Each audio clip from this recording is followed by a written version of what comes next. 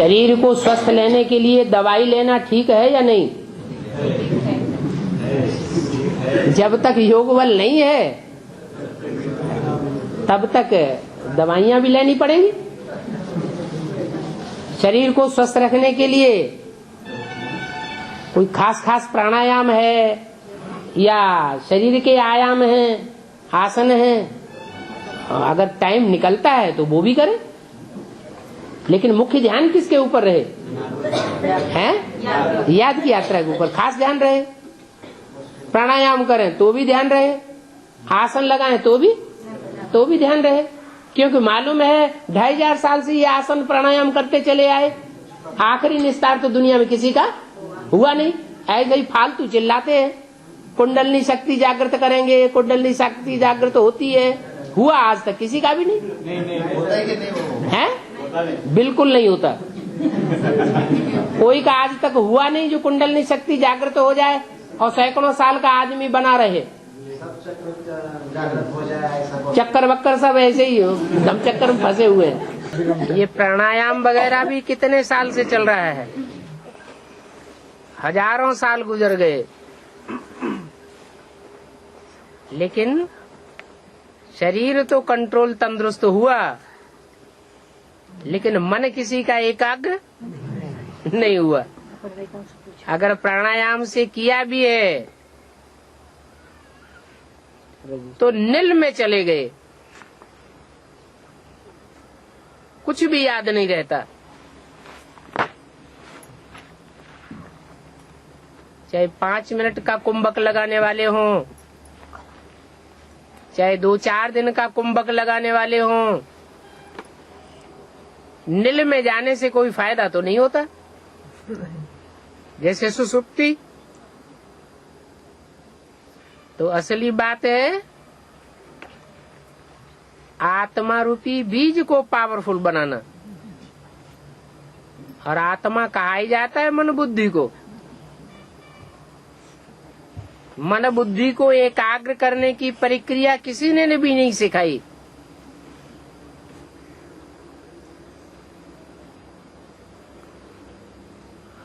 शरीर को पावरफुल बनाया, लचीला बनाया, थोड़े समय के लिए निरोगी भी बनाया,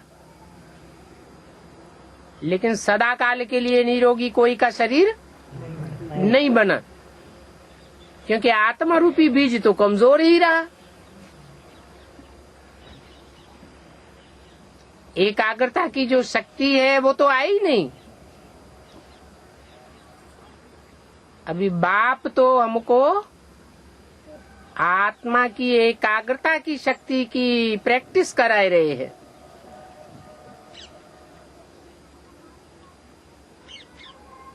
जैसे बाप आत्माओं का बाप है, तो शरीर को पहले सुधारता है, शरीर के 5 तत्वों को पहले सुधारता है, या मन बुद्धि रूपी आत्मा को सुधारता है? मन बुद्धि आत्मा। मन बुद्धि रूपी आत्मा जो बीज है उसको सुधारने का तरीका पहले बताया रहा है।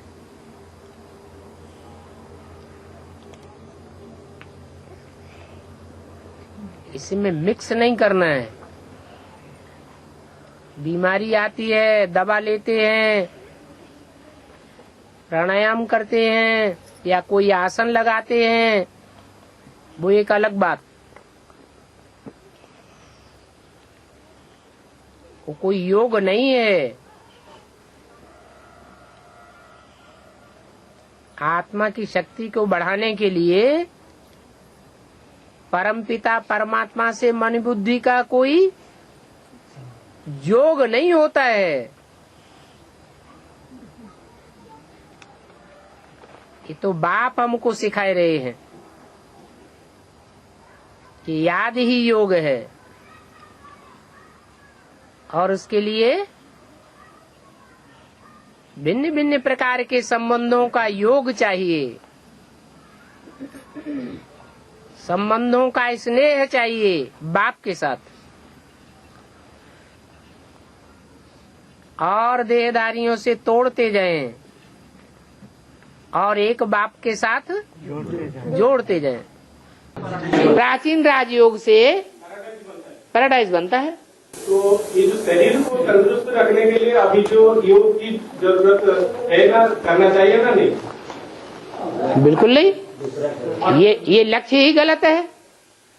हमें शरीर को तंदुरुस्त करना है या आत्मा को तंदुरुस्त करना है? शरीर को तंदुरुस्त करेंगे तो 36 प्रकार के भोग लगाएंगे या सादा भोजन करेंगे? आत्मा तो इस शरीर में ही निवास करती है ना? भले करती है। शरीर तंदुरुस्त होना चाहिए। शरीर तंदुरुस्त होना चाहिए तो कंसंट्रेशन जड़ देह के ऊपर हुआ या कंसंट्रेशन चैतन्य आत्मा के ऊपर हुआ? देह के ऊपर कंसंट्रेशन हो गया तो देह की सबसे ताकत मारने वाली इंद्रिय कौन सी काम करेगी? ओए होए बताओ ना। भले भारत का प्राचीन योग बरोबर बहुत मशहूर है,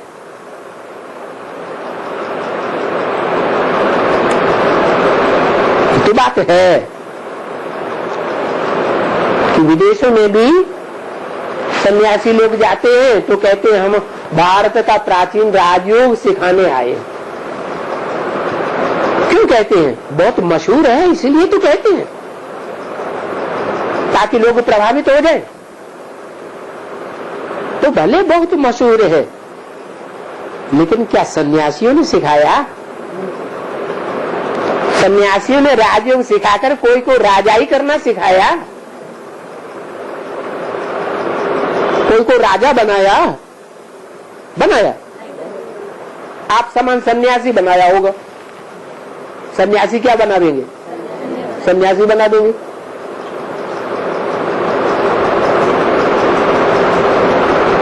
जो जैसा होगा वैसा ही बनाएगा। आत्मा को तपाना है या देह को तपाना है? वो तो देह के योग सिखाते हैं। क्या आसन करना सिखाएंगे, उल्टे पलटे होते रहो, है श्वास प्रश्वास रोकना सिखाएंगे, बहुत करेंगे तो त्राटक करना सिखाएंगे आंखों से, है? अरे अब बाप कहते हैं ये सब देह के अंगों का जो प्रैक्टिस कराते हैं, इससे क्या आत्मा पावन बनेगी? आत्मा तो पावन नहीं बन सकती।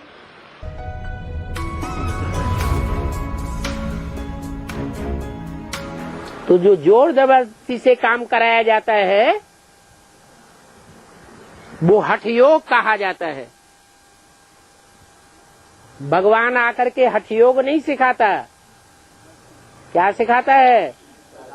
सहज राजयोग सिखाता है। और सहज राजयोग में मन को कंट्रोल करना सिखाता है। जब मुखिया कंट्रोल में आ जाएगा तो जो सहयोगी हैं वो ऑटोमेटिक कंट्रोल हो जाते हैं।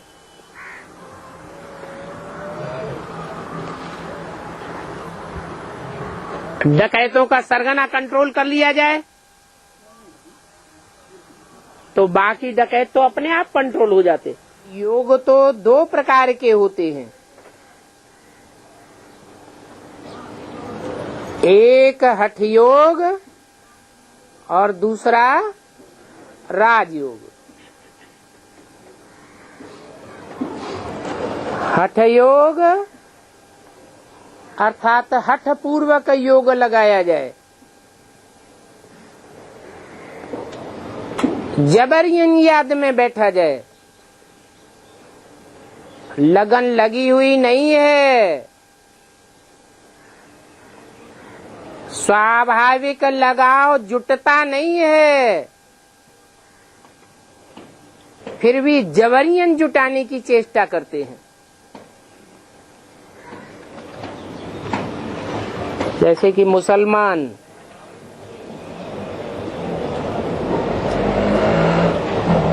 कोई उस धर्म में जाना नहीं चाहता है, लेकिन तलवार के बल पर उसे कन्वर्ट करते हैं। ऐसे ही हठ योगी अपनी मन बुद्धि रूपी आत्मा को जबरियन कंट्रोल करना चाहते हैं। और दूसरा है राजयोग, जिसका नाम ही है सहज राजयोग। ऐसा इसमें राज भरा हुआ है कि सर्व संबंधों की रचना के कारण सहज ही योग लग जाता है। याद करना नहीं पड़ता है, परंतु याद भूले कैसे, ये एक समस्या बन जाती है।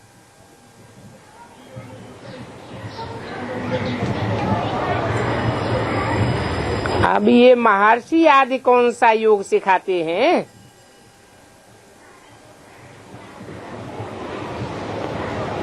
हठ योगी तो कभी भी राजयोग सिखला नहीं सकते।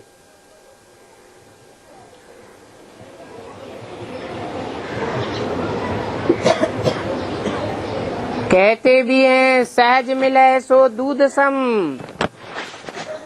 मांग लिया सो पानी, और खींच लिया सो खून बराबर।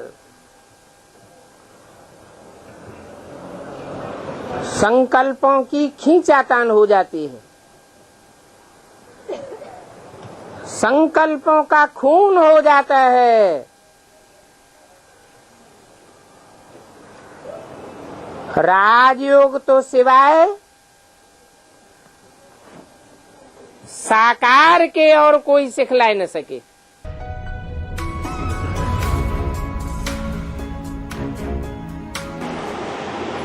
लेकिन सच्चाई से चला जाए तब है।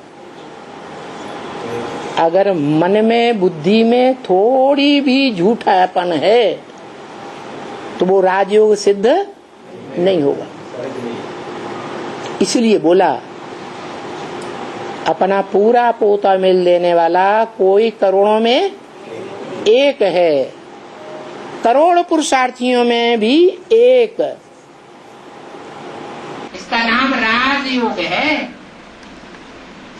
जरूर इसमें कोई बड़ा भारी राज भरा हुआ है, रहस्य भरा हुआ है कि दुनिया में विकारों की अति होगी और उस अति में से भी अंत होने के बावजूद भी श्रेष्ठ आत्माएं बची रहेगी।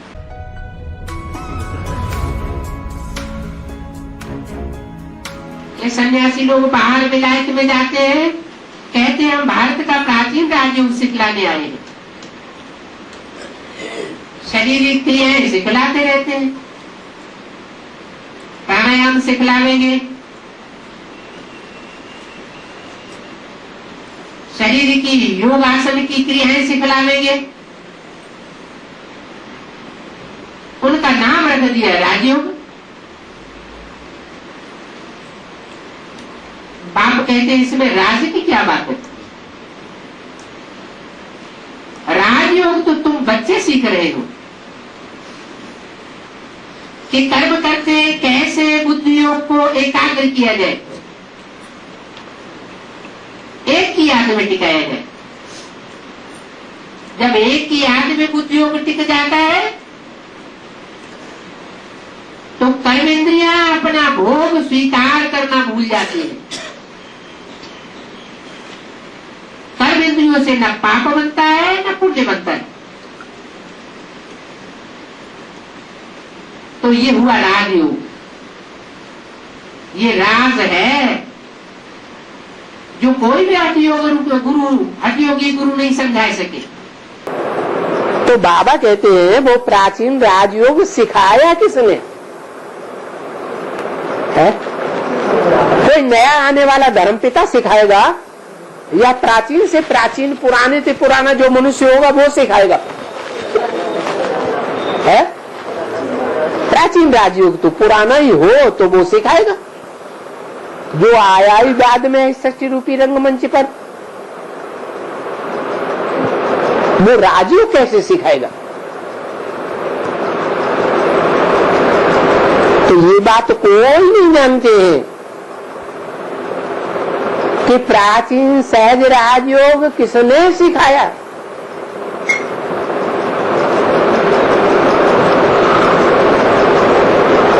वो प्राचीन सहज राजयोग एक बाप ने ही सिखाया। ऐसा राजयोग सिवाय परमात्मा बाप के और दुनिया में कोई मनुष्य मात्र सिखाई नहीं सकता। वो देह के योग सिखाएंगे, दैहिक क्रियाएं सिखाएंगे, उल्टे हो जाओ, सीधे हो जाओ, योग की ढेर प्रक्रियाएं सिखाएंगे। वो शारीरिक व्यायाम सिखाते हैं, लेकिन मन को एकाग्र करने वाली तरीका नहीं सिखाते। मन बुद्धि को कैसे एकाग्र किया जाए? मन ही तो बड़ा चंचल है। ऐसे कहीं कहा कि 10 इंद्रियां बहुत चंचल हैं और मन चंचल नहीं है। मन बहुत चंचल है। मन की चंचलता दृष्टि से मापी जाती है। आंखें बहुत धोखा देने वाली है। आंखें स्थिरियम भी बनती हैं और आंखें चंचल से चंचल भी बनती है। आंखें सिविलाई भी बनती है और आंखें क्रिमिनलाई भी बनती है। 10 इंद्रियों में सबसे जास्ती इंद्रिय सूक्ष्म है आंख, और आंख से भी ज्यादा सूक्ष्म है मन। मन से वाइब्रेशन बनते हैं। दृष्टि से भी सृष्टि सुधरती है, लेकिन तभी दृष्टि से सृष्टि सुधरेगी जब दृष्टि पवित्र बन जाए, और पवित्र दृष्टि तभी बनेगी जब मनसा एकाग्र हो जाए। और मनसा की एकाग्रता मनुष्य गुरु नहीं सिखा सकते। ये मनुष्य गुरुओं का काम नहीं है। जो बाप राजयोग सिखा रहे हैं वो राज यही है कि एक के संग के रंग में राज भरा हुआ है। एक के अलावा अगर दूसरों का भी बुद्धि ने संग का रंग लिया तो नाराज है, कोई प्राप्ति नहीं होने वाली है। इसमें न समझने की क्या बात है?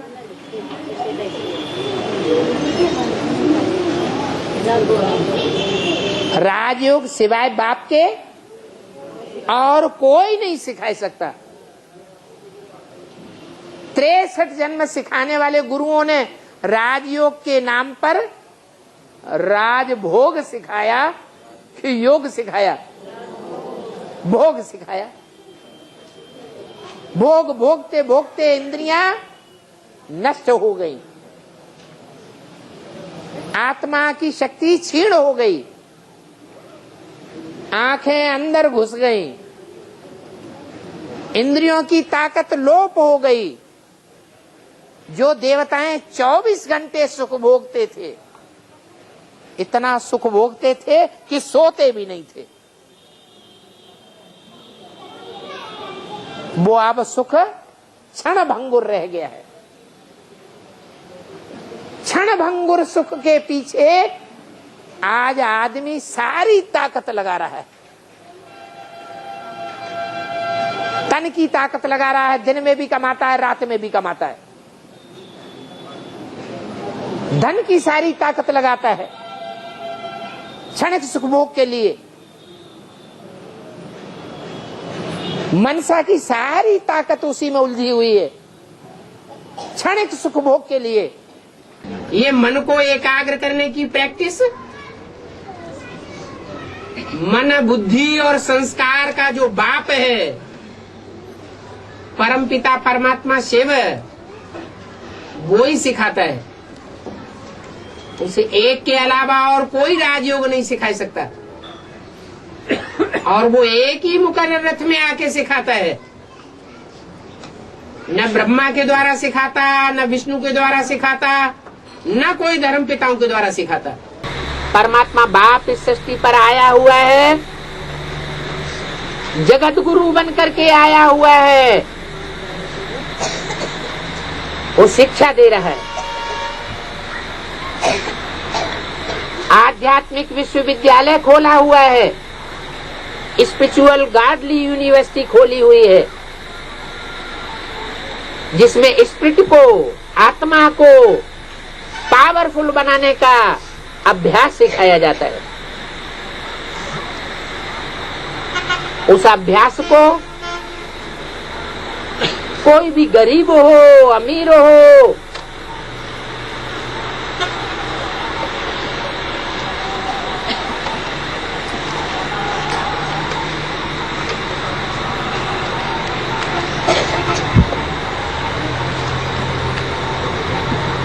जो अभ्यास परमपिता परमात्मा इस समय राजयोग का सिखाए रहा है, उस अभ्यास को कोई भी मनुष्य मात्र, लूला हो, लंगड़ा हो, अंधा हो, काना हो,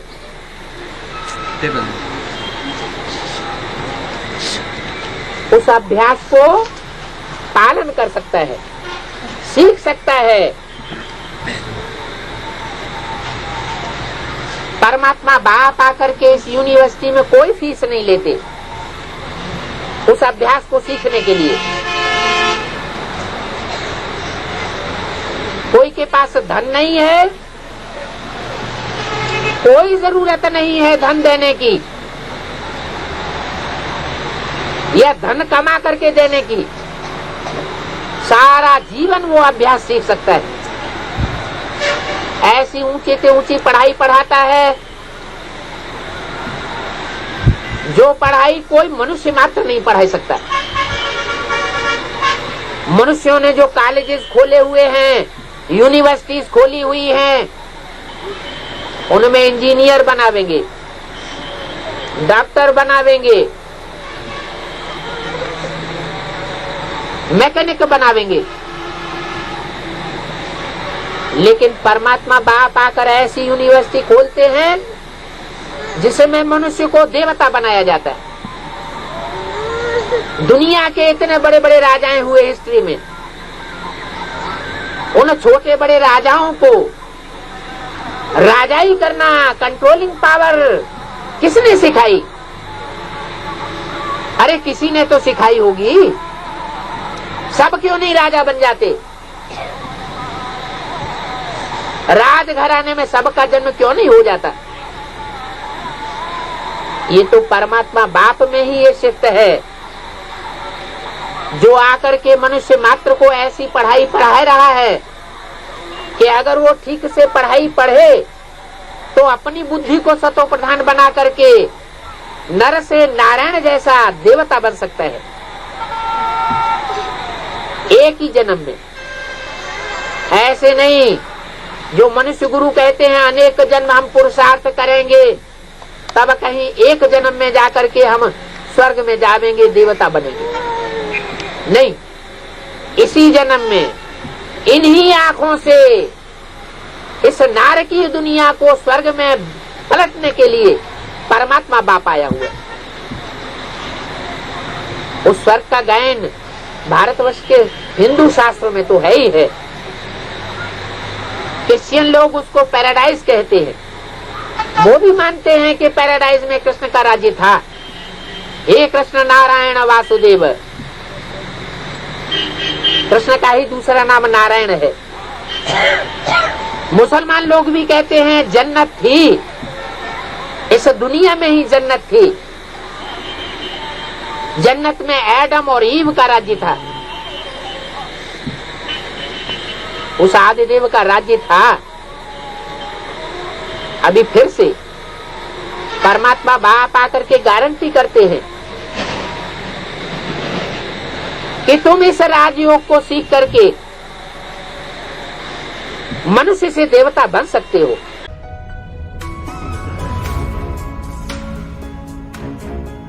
भगवान ने क्या धर्म स्थापन किया? भगवान ने वो धर्म स्थापन किया जिसके लिए भक्ति मार्ग की गीता में भी बोला है,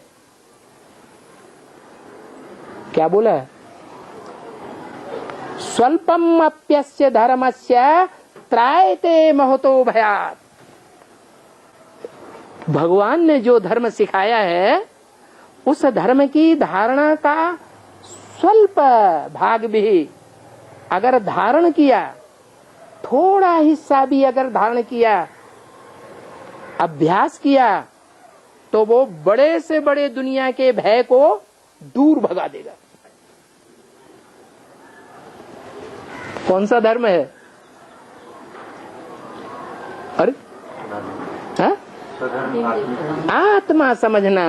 स्वल्पम अप्यस्य धर्मस्य त्रायते महतो भयात्।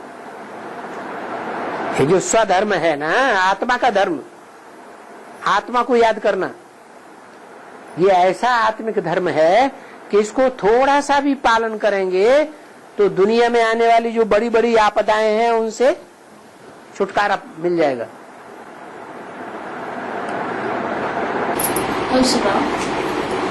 है आत्मिक स्थिति में रहने से। अभी प्रत्यक्ष देखो, जो आत्मिक स्थिति में रहने की प्रैक्टिस वाले हैं उनमें भूत प्रवेश नहीं करेगा। जो देवान में रहने वाले हैं उन्हीं में भूत प्रवेश करता है, जो टेंशन में आते हैं। टेंशन में आदमी कब आता है? जब देवान में रहता है तो टेंशन में आता है। टेंशन में आता है, वाइब्रेशन खराब होते हैं, वो भूत प्रेत आत्मा वाइब्रेशन को पकड़ के उनमें प्रवेश कर जाती है। तो आत्मिक स्थिति का इतना प्रभाव है। जो आत्मिक स्थिति वाले होंगे उनमें भूत प्रेत नहीं प्रवेश करेंगे। जो मेरे बच्चे अच्छा पुरुषार्थ करते हैं, पूरा श्रीमत पर चलते हैं, तो उनकी हर पूर्ति हर प्रकार की मैं पूरी कर देता हूं। और जो पूर्ति कर देता हूं उस प्राप्त की हुई चीज की सुरक्षा भी करता हूं। तुमको उसकी सुरक्षा भी करने की दरकार नहीं। गीता में बोला ना, योग क्षेमम वहाम्यहम्। योग माने जिस चीज की प्राप्ति नहीं हुई है वो उसका योग हो जाएगा, मिल जाएगी। और जो मिली हुई चीज है क्षेमम, उसकी सुरक्षा करूंगा। योग क्षेमम वहाम्यहम्। जो मेरे बच्चे बनते हैं मैं उनको किस चीज की जरूरत है, किस समय जरूरत है, उस चीज की उपलब्धि भी कराता हूं। और उन उपलब्ध हुई चीजों की सुरक्षा भी करना मेरा काम है। वो परमात्मा बाप, सुप्रीम सोल, मनुष्य मात्र को ये ज्ञान दे रहा है कि अब एकाग्रता के द्वारा अपनी बुद्धि को सात्विक बनाओ। ये राजयोग कोई मनुष्य मात्र नहीं सिखा सकता। मनुष्य सब देह अभिमानी है, वो देह का योग सिखाएंगे, आसन की प्रक्रिया सिखाएंगे, कुंभक प्राणायाम करना सिखाएंगे, श्वास प्रश्वास की प्रक्रिया सिखाएंगे। लेकिन मैं जो योग सिखाता हूँ, मन बुद्धि को एकाग्र करने वाला योग, जिससे आत्मा सुख और शांति को प्राप्त करती है। इस शरीर में रह करके ही सुख शांति प्राप्त कर सकती है। धन हो न हो, तन स्वस्थ हो न हो, तो भी आत्मा सुखी रह सकती है। ऐसा राजयोग, ऐसी बुद्धि को सात्विक बनाने वाला राजयोग परमात्मा बाप इस समय सिखाई रहा है। अगर कोई मनुष्य उसका ज्ञान दे भी रहे हैं तो उससे सुना हुआ ज्ञान दे रहे हैं, रियलाइजेशन कराए रहे। तो अभी सोने का टाइम नहीं है, अभी जागने का टाइम है, सजग होकर के देखने का टाइम है कि इस दुनिया में कहां आया हुआ है परमात्मा बाप, कहां ज्ञान की वो बांसुरी बजाए रहा है।